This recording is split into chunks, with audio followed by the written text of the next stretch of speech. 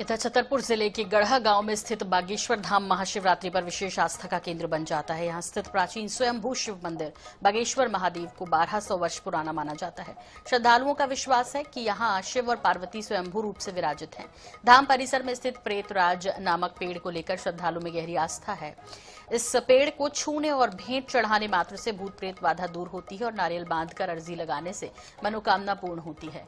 बागेश्वर महादेव के गर्भगृह में विद्युत बल्ब नहीं जलता, यहाँ केवल ज्योत और दीपक की रोशनी में ही दर्शन होते हैं।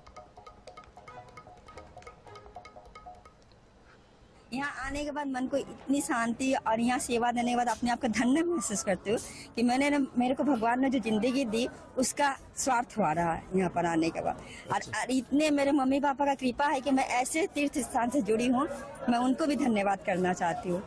ये जो वृक्ष है आप देख रहे हैं यहाँ पे लगा हुआ है, प्रेतराज सरकार की वृक्ष है, जिसको शरीर में प्रेत बाधा या कोई शक्ति है उसके लिए भी है, जिसके नहीं है उसके लिए भी है कि कोई नकारात्मक रास्ते चलते हो।